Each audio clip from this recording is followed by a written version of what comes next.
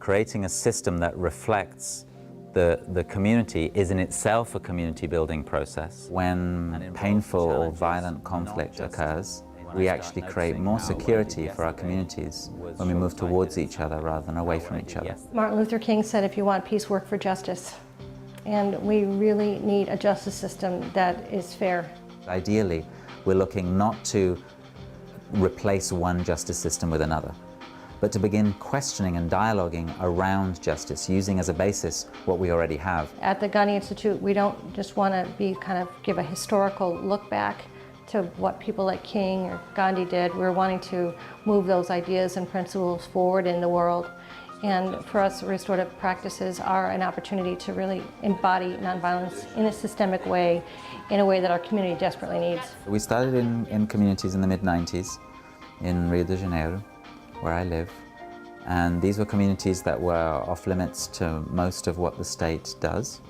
They were run by armed gangs. We started with conversations with the community around what it was that was working, what wasn't working, and the way they responded to conflict. And slowly, through experimenting, we started to notice certain dynamics, and we would try to repeat the things that worked well and drop the things that weren't working. And that's how the work developed. It's not just enough to say that it's at a level of equality. There's additional steps necessary. A restorative circle is a gathering of those people who are experiencing painful or violent conflict. And they come together to do three things. First, to re-establish the ability to hear each other.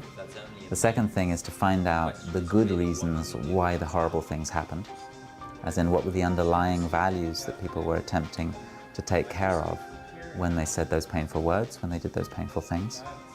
And thirdly, to decide what it is that they want to do next. What I want to do is introduce restorative practices within a wider context of restorative systems, of communities that are self-regenerating, of organizations, including the university, which are beginning to think critically and creatively about how they can create the conditions for a resilient community life.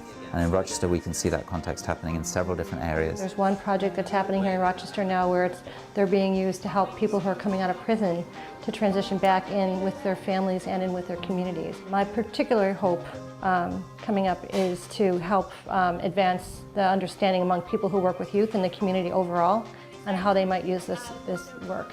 But I'd like to continue to think about how we could really employ these tools in meaningful ways in the university communities. One of the key principles is dialogue.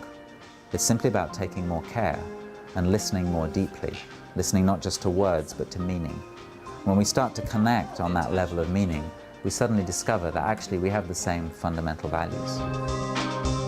A production of the University of Rochester. Please visit us online and subscribe to our channel for more videos.